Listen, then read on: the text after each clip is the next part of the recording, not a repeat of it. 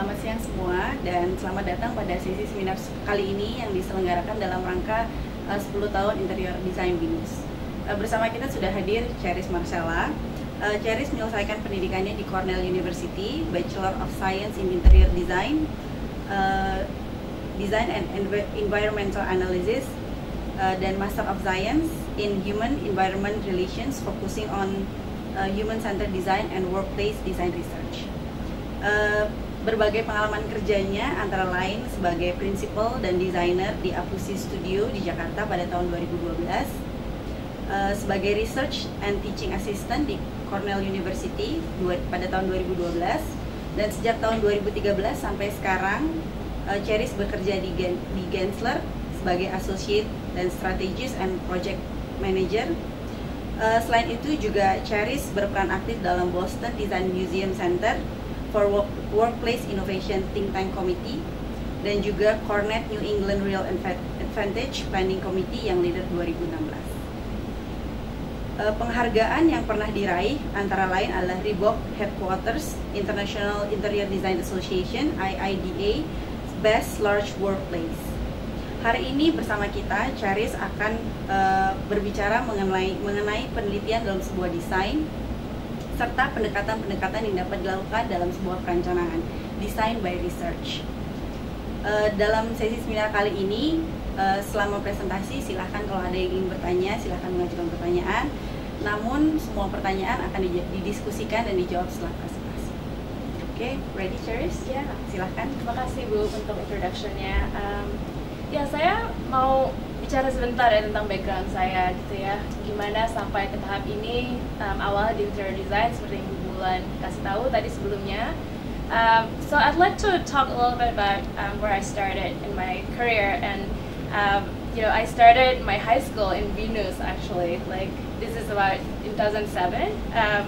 So when I moved to America, I started to pursue interior and design, but that time, you know, a lot of people take, tes bakat ya dulu ya. And then they found that I have a lot of interest in design, but also kind of more scientific, analytical thinking. So I started to wonder where my career should be, just kind of going through the motion of finding the right subjects. So that really brought me to Pratt Institute in New York. So I did interior design for a short 6 months. I realized that a pure design school wasn't for me, and you know that was really good in understanding where I wanted to be, and I'll tell you a little bit about that story. And so I went to school for like was introduced before, for in design and environmental analysis, which is a very unique program that's very different than just interior design. There's a lot more focus in the human aspect of design and how the design can really impact people's lives. And so right now I work at Gensler as workplace strategist, focusing at commercial projects, understanding how the research can really drive design. So here I have question mark because I'm still exploring where my career, my journey is, so I want to tell you a little bit about that so far. So as I said, you know, I really find myself having this kind of left and right brain balance, that I really like numbers, you know, like Excels and, you know, finding the reasons behind a lot of things. But on the right side, also, you know, I like seeing beautiful things, you know, finding the right type of harmony between balance of contrast and others. And that really brought me when I went to Pratt. This is one of the projects that I painstakingly, you know, completed. But one of the things about Pratt was it was really great at kind of explaining and kind of understanding the beauty of design. But I found myself yearning for something more. And so that brought me to Cornell University, the College of Human Ecology. Historically, a lot of architecture and design programs are within the same school. So usually architecture school and interior design school are within the same faculty. But in here, the department is actually comprised of interior design, pre-law, fashion design, and policies. And really the whole college mission is about improving the human experience. It's about improving the relationship between people and eventually strengthening communities that are around the neighborhood. So a lot of the emphasis are really focused on how do we look at human how do we look at human at different stages of their life. So whether it's like the psychology of people or the environment in which we live in, to the things we wear, to the policies that can make that happen. So what's unique here, we were just chatting earlier about the bachelor was in Bachelor of Science because a lot of it was focused on research, whether it's internal or external research that can impact the interior design itself. So from there, I explored a little bit to look at exhibit design, a little bit more onto how do we create loft living, how do we create places where young people want to live in the next 10 years. So I brought that philosophy into some of the projects that I did prior to where I work now at Genster. So at Genster, my role is as design strategist, and what that means is I facilitate a lot of conversations with clients, especially at the beginning of the design, and it was really about understanding what their philosophy is, what type of objectives that they have on the design, and understanding that through different methods. So in here, we don't just ask questions as question and answer, but how do we make it fun for clients? How do we make them think outside the box, as opposed to thinking about, I want this number of rooms, but really thinking about the journey that you're going to have in the space. So it really breaks a little bit of the boundaries of just like taking information all together. I've also been fortunate to really learn more about sensor technology, especially in the US. There's a lot more emphasis. Each of the lighting, the systems have collected data already in buildings. And so how do we take those type of information so that it's not only just about how much wattage that we use, but how do we improve people's day-to-day activities in the space? How much people use the space? How do we create it so that people use it more often or more pleasant experience? And a lot of the passion that I have also rooted on this understanding of well-being. I think we don't think about it that way, about our space that can really impact how people become healthier or have a longer life. So that has been kind of a passion of mine, and I've been fortunate to speak at a number of conferences about this topic. And this is part of the Design Museum blog, so you can also check it out online. But today I really want to talk about design strategy, user-centered approach. What does that mean? So a lot of times when I think about spatial design, there are three things that really impact the way we think about design. Obviously, when we design something, it needs to serve some specific functions, right? So there's some intended usage processes that you're trying to support, the type of behaviors and frequency that you're trying to achieve out of the design. You also have this idea of socio-cultural values that you have to think about. If you create a house in Bali, you need to think about the moisture and like the tropical weather. So that is part of the considerations that you're thinking about. If you're kind of creating adaptive reuse or improving kind of older buildings, you have to understand the cultural values, the history of the buildings, and understanding how you maintain that. And I think that also extends to family background, company culture, tradition. I think all of that really gets into the design of an environment. But of course, all of us have clients that have preferences and aesthetic qualities that they desire. So I think all of these are really lumped into this idea of spatial design that we start thinking about. So when we look into design strategy, where does that fit in? If we have these three aspects of functionality, social culture, and preferences and aesthetic, how does that fall into the design itself? So when I try to describe design strategy, it's really this aspect of questioning, observing something, finding evidence of something that you can base your design on, so that it can really strengthen the way you connect to your clients of your story of the design. So the design becomes, the shapes become the embodiment of the values, of the context, and the functionality of the space itself. So when we start looking deeper into what design strategy is, I think at the beginning, I think most of us have some design research component when you start a project.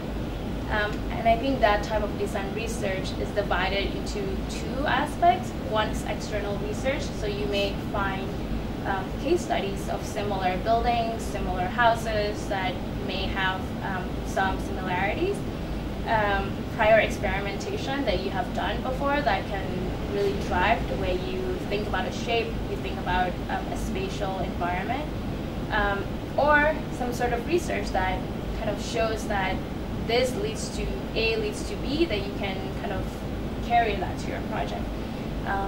And this external research in what we're seeing too is also focused in the patient healthcare environment, in which what they call evidence-based design. And this is a huge topic that you should kind of look at at your leisure, because evidence-based design is basically empirical research that have been documented to prove that it will improve certain aspects of patient care settings. So for instance, one of the interesting examples that I've seen was when you design a hospital and you have like a view from the patient room, they tested a patient room that's facing a brick type of facade versus facing some sort of biophilia in which you see plants and greenery. Apparently, the patient who have view to the greenery have a much higher recovery time compared to those who are facing just brick walls. And that's really interesting, and I think that's part of the examples of how that can really drive design. And the second one is also called internal research, and I think that's a little bit more tied to the current pattern, the type of culture, type of processes, and we already do this all the time with our clients. When we first meet with them, we ask them, what do you how many people you have in your family? How do we design your house? Is food a big thing? Is kitchen a big thing in your family? And I think all of that is considered internal research that you're doing. And there's a lot of keywords that's associated with this. User-centric process, space programming. It's a pretty common terminology to kind of gather information about the program of the space. And so at this stage, design strategy really leads you to develop criteria for the design, so that when you create something, you have this checklist that you have to kind of hit at the beginning. And then, perhaps you start exploring the different design options and solutions, whether it's on a plan, view, and then you start kind of extruding and having more 3D type of options, thinking through lighting, furniture, and finishes. And then at this stage, design strategy is really used to assess the options that you're developing. Because at the beginning, you already developed your criteria, and then this criteria may be translated to what we call planning principles, so that at the stage of design solution, let's look at how the design solutions really answer the criteria that you develop. What are the priorities of the design itself? And I do think that's really broader.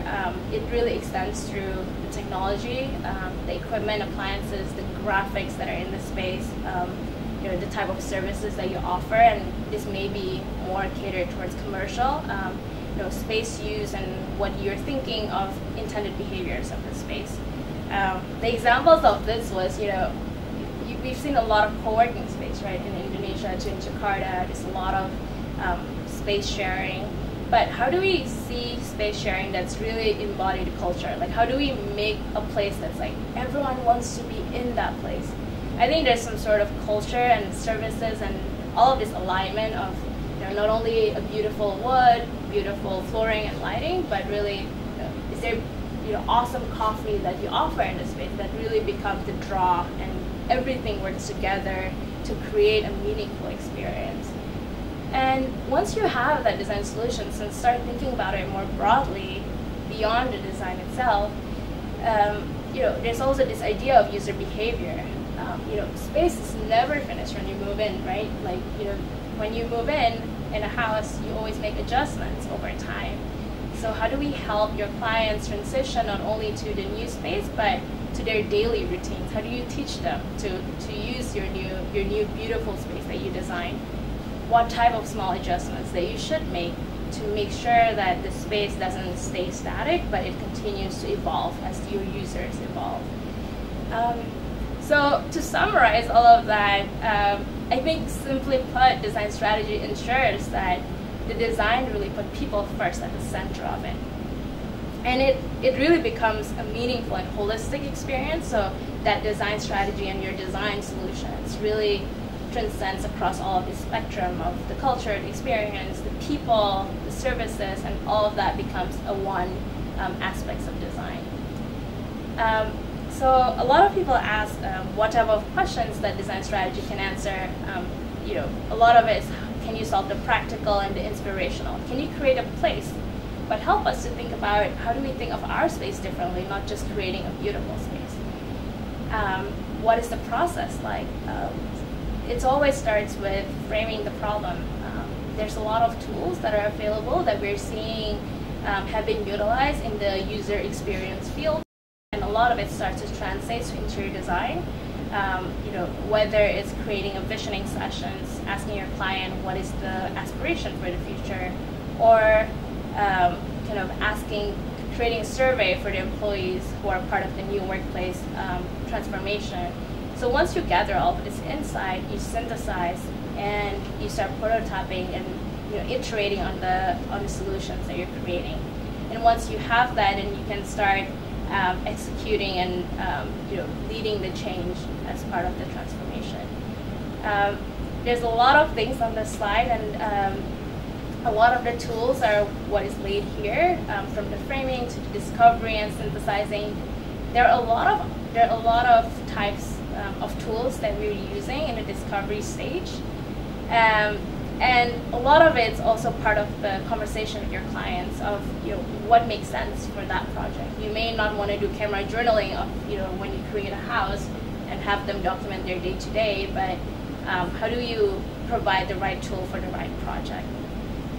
And as you develop it, there's this notion called change management that I will talk about in a little bit, was how do you teach and inspire your users to use this space. So aside that, the visioning session and design workshops, some of these are drawn from the process that we did for Reebok headquarters, which is their global office location in Boston. At the beginning, we may not start with plan or floor plans, but instead we start with diagramming, understanding how does the natural light place into this design, how does theme synergies, how do we map that out? So a lot of it is more diagrammatic and more abstract at this stage. And then we may engage users to look at how do you spend time at work, what things are working today, what things are not working today, so that all of these can really become the baseline information that we can work with at the beginning of the design. And this is where we translate, we start with the values. We may have the 4 things that our clients say, this is the 4 things that represent us. And then have a discussion, what do you mean by being bold? Can you talk about, it's not just about the space, but what is the experience like if we know that you're bold? So then that really helps you to kind of develop some visual collages or words that really exude that type of ideologies, and then you bring them to life, and that kind of starts to guide your design development process. A lot of times once we start developing floor plan, we may have multiple users that will be using the space. And one of the tools that's really useful for us was this thing called Persona. Is an avatar of understanding how might a person use the space, but as a functional roles. So for instance, within the same floor, you may have 5 different users. How do you map where they are in the space and see where they overlap? Because then it will help us to understand, you may have different interactions here, and we may need collaboration spaces here, because this is kind of part of the pool of space that people walk by every day. So that really helps us to assess the design itself. And once you kind of create that design, the fun part begins, which is how do we help people understand, when you move to the new space, so that they don't feel like they're clueless when they come the first day at work. So mapping the communication kind of over the spectrum of years sometimes to say there's different sequence of communications that we help our clients with, whether it's kind of helping them understanding the new what the new workplace is. So for Reebok, a lot of times what we do, it really fits with the brand and the energy of the brand itself, so it doesn't feel like the space is separate. It is part of the big brand value. So the graphics, the visuals are pretty similar and consistent, so it makes them feel excited when they move to the space. A lot of times we use virtual reality as well, so a lot of the designs are already part of the goggle that people wear, and then they will be able to kind of walk around. And we use that for two things. One is for design decisions, but also for walking through the space, so that people feel like they don't see the space when they move in, but they already know ahead of time. Some of the kind of collateral and paper brochures and others that we develop for them to help them understand. And a lot of it is also encouraging people. So for instance, they have sit and stand desks.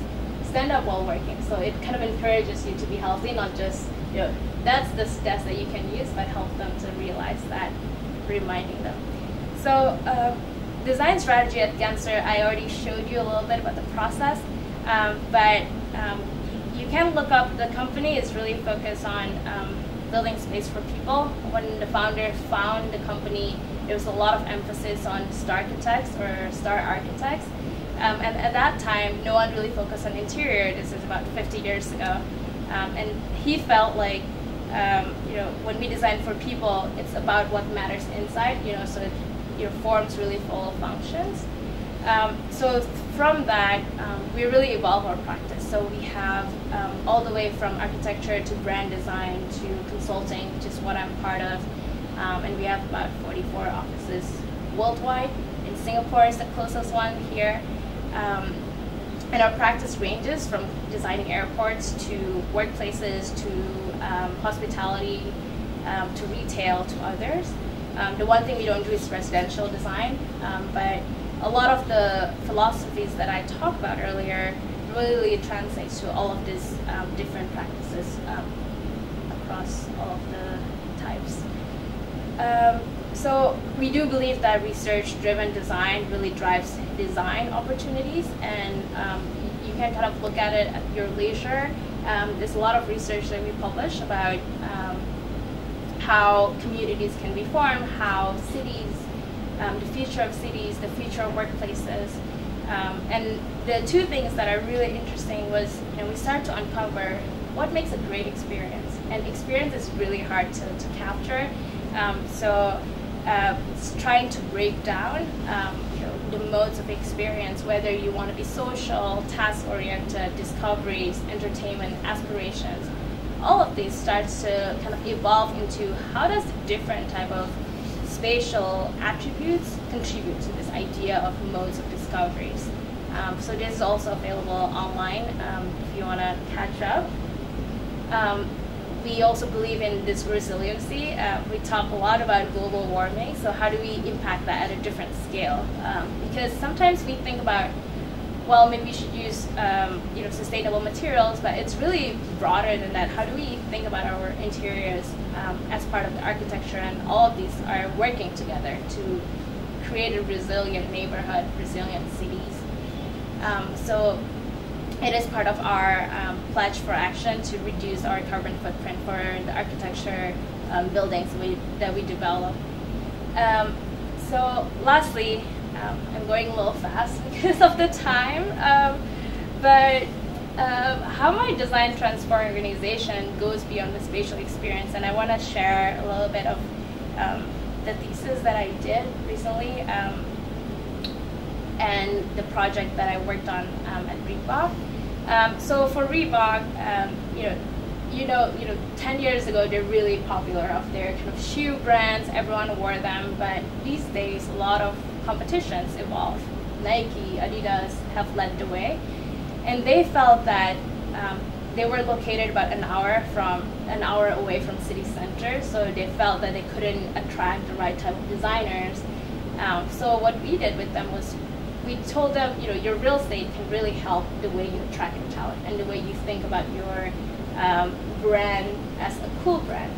And so we helped them to kind of select a new location, and through a thorough kind of analysis of locations, the type of buildings, how do we think about the building stack and the program of the building itself.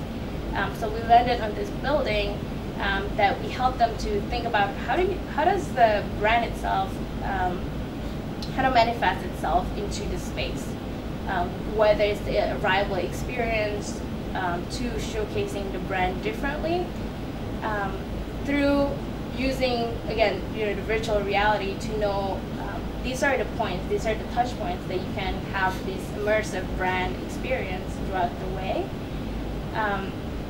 And for them, we want to create a space that really embodies the way they think about, not only their brand, but the culture. Because what we're seeing for Reebok, a lot of companies have picked up on the, automatic watch, digital, Nike, you can kind of count your steps from your shoes. But for Reebok, it was really about be more human. It was about the CrossFit mentality of, you have to sweat, you have to have the blood, sweat, and tears to be more active.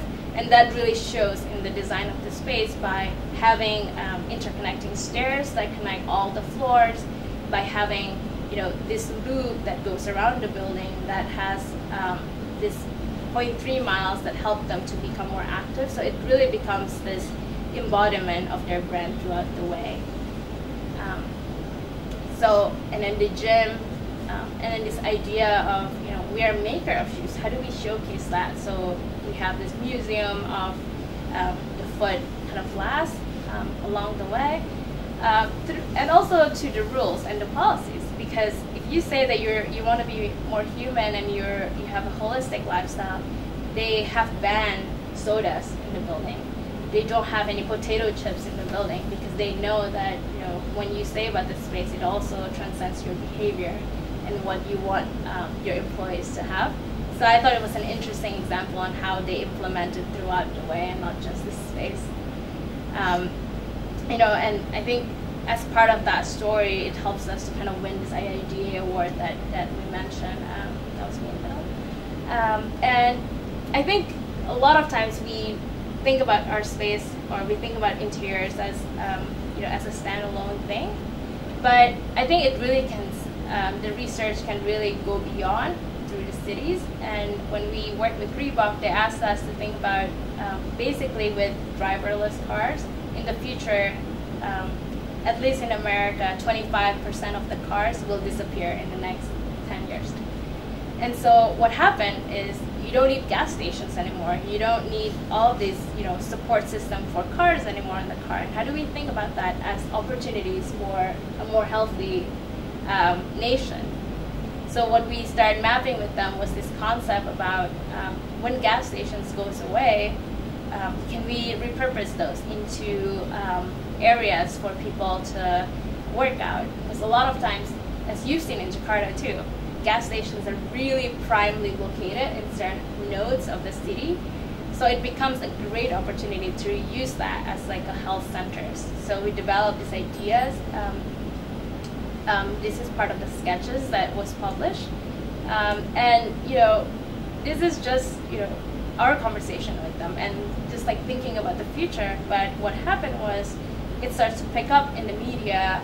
It was published in Forbes and other Dezeen, Art Daily, and others. And it becomes a conversation for people to think more broadly. So it's not just about how do we use one space, but how do we look at this like trajectory of millions of spaces to change our community. So I thought that was a very interesting trajectory of not only I talk about design and space to them, but it becomes a broader issue that we're trying to solve in the future. So many gas station owners call us and ask us to help transform these gas stations already, so it was really interesting to see. So I think we may be able to just like pause there, and then we can have a Q&A.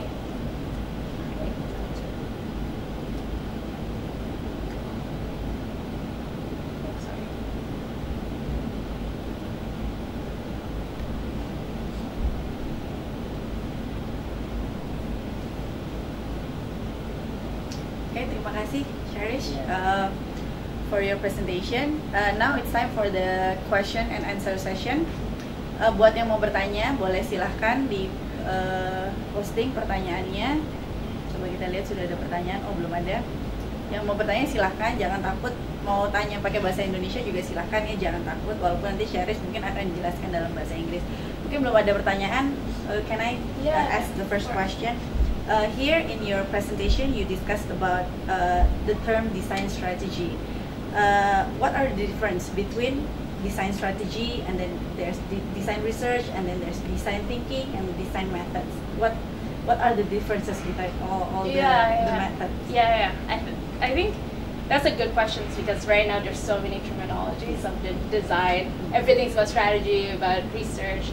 How do we differentiate them? I think design research is part of the kind of broader design strategy. When we think about strategy, it's really the framework that organizes the different type of processes or steps. Design research is something that we always do historically, whether purposefully or not. There's kind of that what we talk about the precedents and like asking the questions. So that's design research. Design methods is also part of that design research area.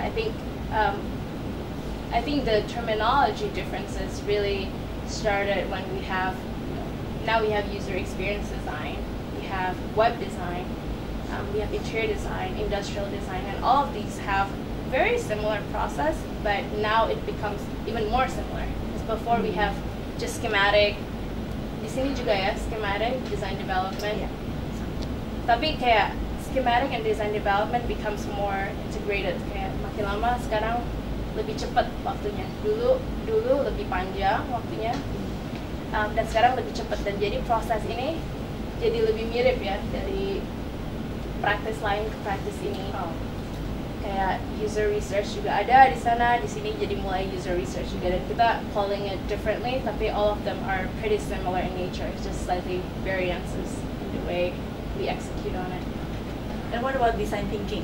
Design because thinking. we talked earlier about design thinking. Yeah. Design thinking is also part of the word that we use a lot.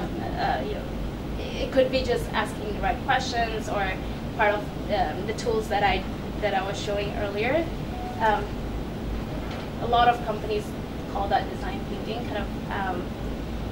I think the good example of this was there's this description of when you draw Mona Lisa, you draw something from the figure to the end. But these days, we just like do it quick and then we iterate.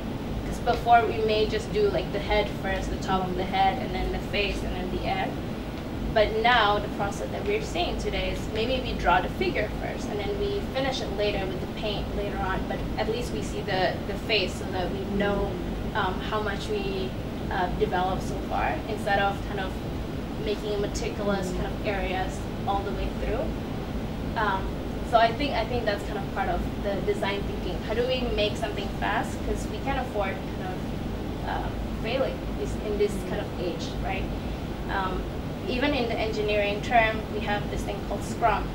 Scrum is when a lot of engineers come together to come up with like a lot of ideas. So it's really focused on the quantity of ideas as opposed to creating this like crazy, awesome one solution that may fail in the future.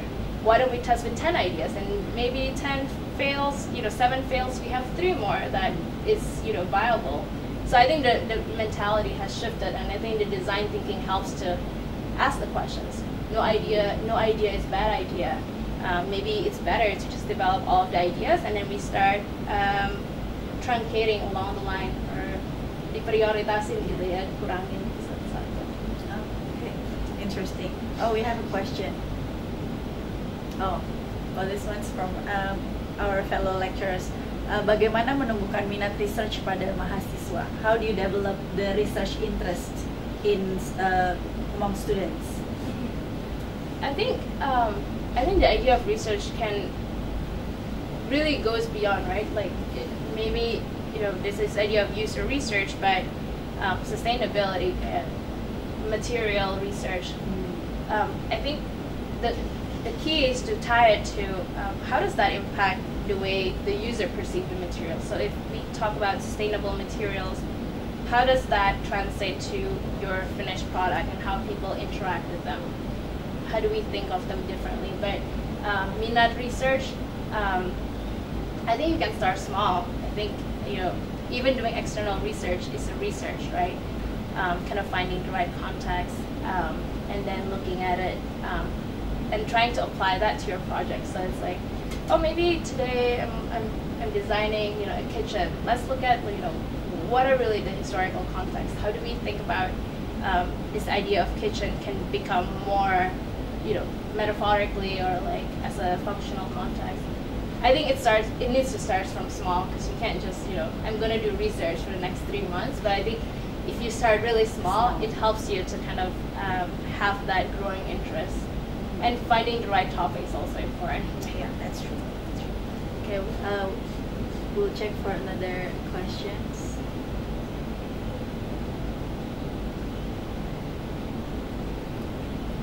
Okay, another question. Belum. Kalau ada yang mau bertanya silahkan langsung diketik, boleh dalam bahasa Indonesia nggak masalah. Another question maybe from me. Here you discuss a lot about user centered approach, where you design is about human and you see human as the focus and center of the design. But have you ever tried other methods other than that one? I see the user centered is a little bit it's already integrated as part of it. I think evidence-based design is also the other one that I mentioned earlier as a little bit more systematic, because in certain environment, something like hospital or airports, there's a lot more metrics that you have to hit. So for instance, easy example is airport ya. Dia mesti tahu kan ya, kayak berapa orang yang datang ke airport ini, di mana yang sudah dibersihkan jalurnya, di mana orang yang belum full dicek gitu. Dan itu mesti ada metrik kayak gitu, karena itu konsekuensinya lebih besar ya. Kalau ada teroris gitu lebih besar konsekuensinya. Jadi ada metrik yang dia mesti hitung gitu. Berapa menit waktu dari check-in sampai ke boarding, dari boarding gate ke boarding ini, itu mesti dihitung dengan baik. Dan itu evidence-based design sama empirical research itu lebih penting di sana, karena kita mesti tahu, oh kalau misalnya kita gate-nya dipindahkan di sini, convergence-nya di sini, kita mengurangi error by berapa persen. Itu lebih nyata ya.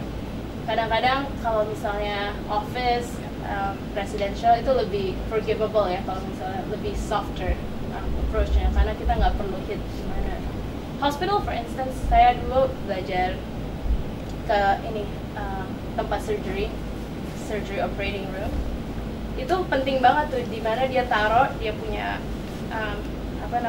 bed yang buat operasi, alat-alat, infus atau apa-apa. Jadi kita bisa tahu gimana caranya, berapa step yang dilakukan, karena di dalam operasi room itu 3 detik bisa hilang nyawa orang ya. Jadi kita jadi mesti dihitung benar gitu. Dan itu paling penting tuh kalau di hospital environment yang kayak user research-nya lebih ke arah evidence-based design, jadi tahu yang begitu ya. Jadi melakukan research approach-nya tergantung dengan case-nya berarti ya, tergantung project-nya. Kalau hospital sama airport mungkin lebih ke evidence-based design. Tapi your projects most of it about workplace. Ya, jadi kalau workplace tuh lebih kayak gimana ya? Kayak workplace ada banyak tipe soalnya. Ada yang kayak kantoran, administrasi. Ada lagi pabrikan, yang kayak ada proses yang mesti di-follow ya. Ada lagi call center. Call center itu orang yang kerjanya ngangkat telepon setiap hari. Itu gimana cara kita tahu cara kerja mereka. Makanya user driven ini lebih penting di bidang itu, karena kita mesti tahu betul misalnya kayak kerjanya berapa orang, timnya berapa orang, gimana cara kerjanya. Jadi kita bisa tahu cara kerja departemen ini tuh begini, cara kerja finance itu begini. Jadi kita bisa masukin ke gimana cara kita ngeliat workplace-nya. Makanya di workplace lebih penting caranya user driven design. Interesting.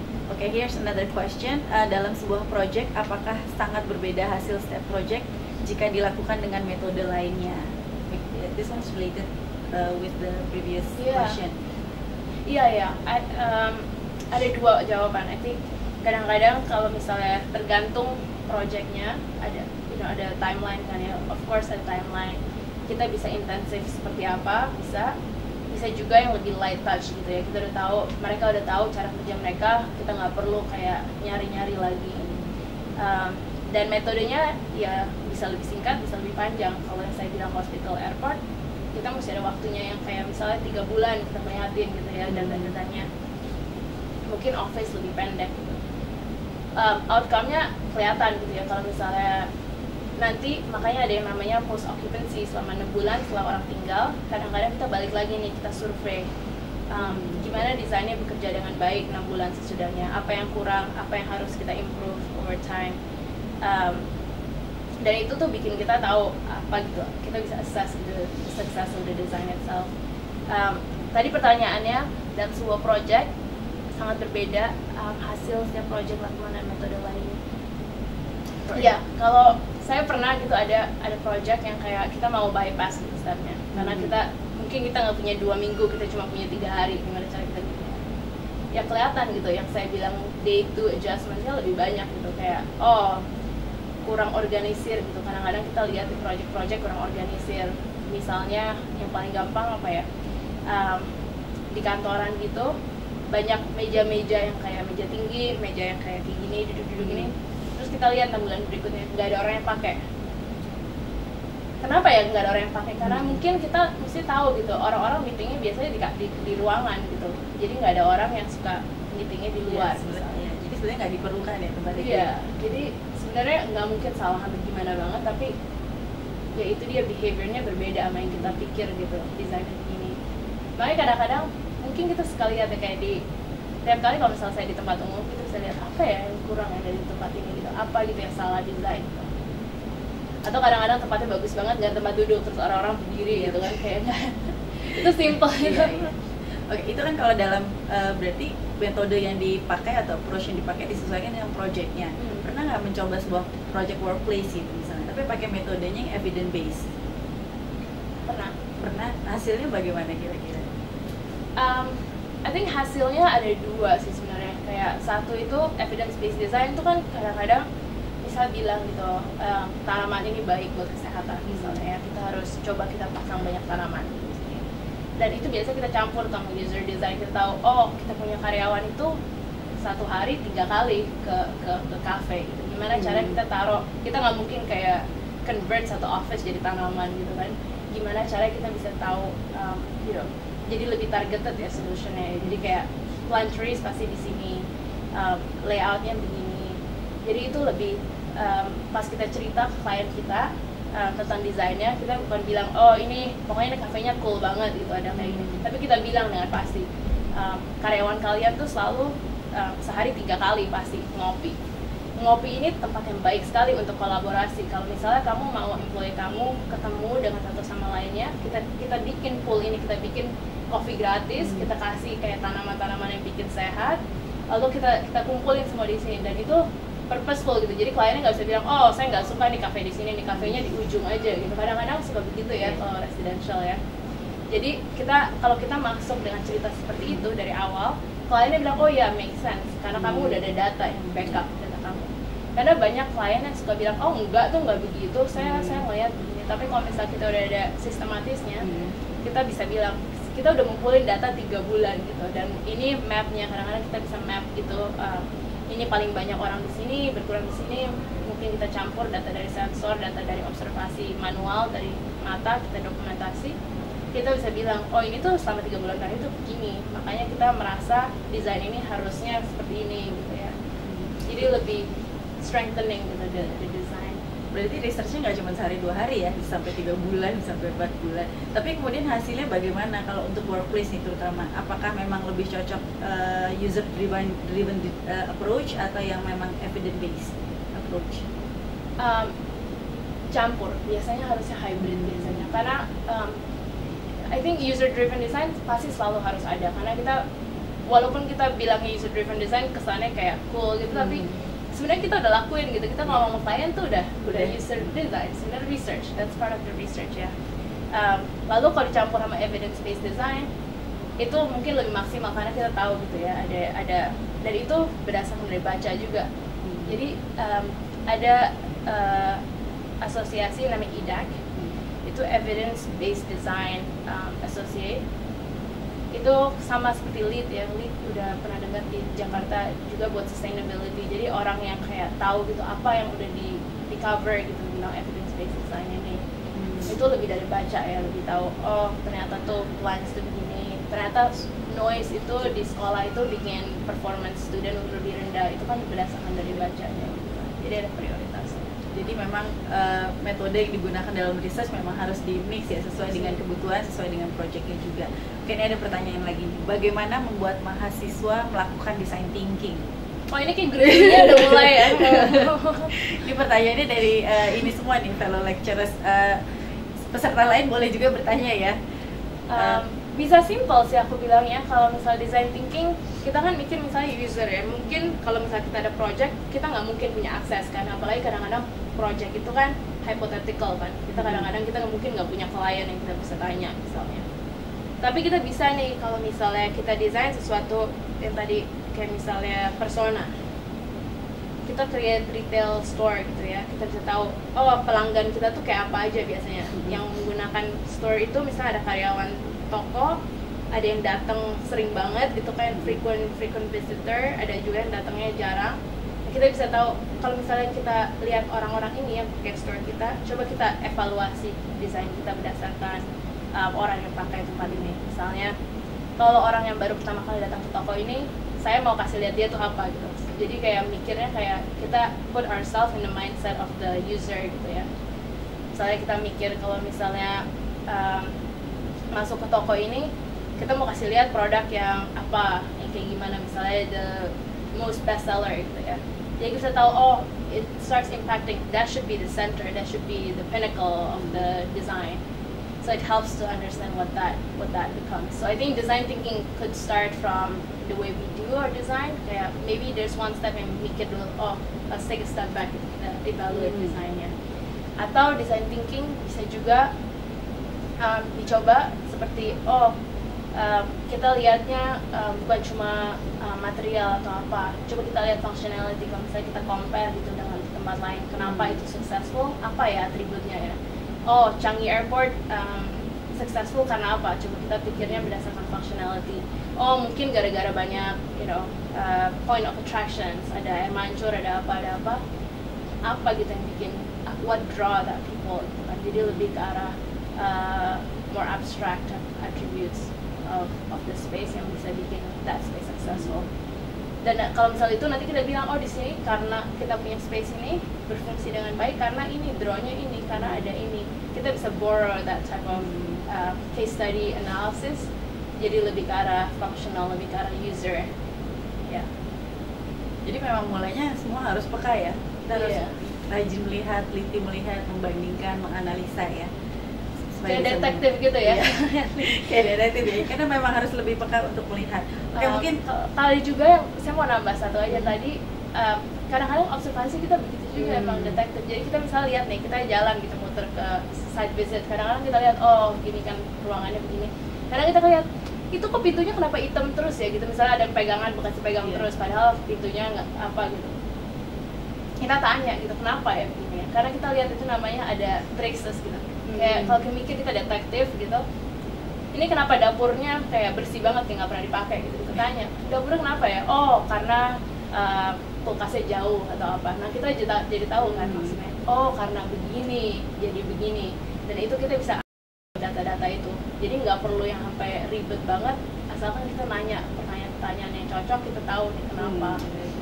Dan yang penting jeli melihat ya, harus kayak melihat apa namanya, dapur yang bersih banget, terus kemudian pintu yang warna hitam itu kan tetap harus jeli melihat, memang jadi kayak detektif ya. Iya, jadi sebetulnya. detektif.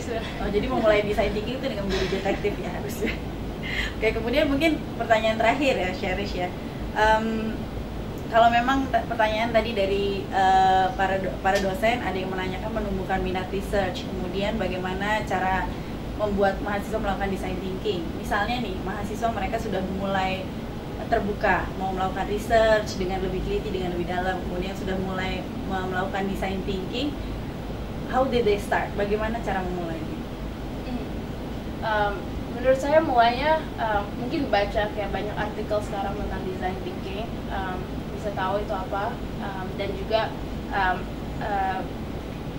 I guess taking a step back, and kalau bisa lihat tadi saya udah share beberapa toolnya, bisa lihat prosesnya di mana gitu mulainya. Mungkin kita mulai sedikit dari schematic gitu, gimana cara kita evaluate di situ. Jadi mulainya lebih kecil yang saya bilang tadi, jadi nggak langsung kayak jump the ship, tapi lebih mulai kecil-kecil aja, kita tahu gitu dari awalnya. Jadi nggak langsung gimana. Jadi mulai everything starts small ya. Start local and then you can become global ya. Oke, mungkin ada lagi pertanyaan yang mau disampaikan.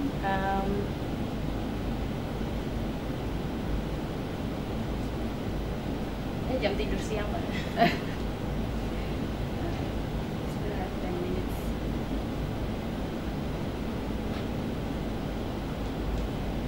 Mungkin kalau misalnya masih ada 10 menit, saya bisa finish yang tadi.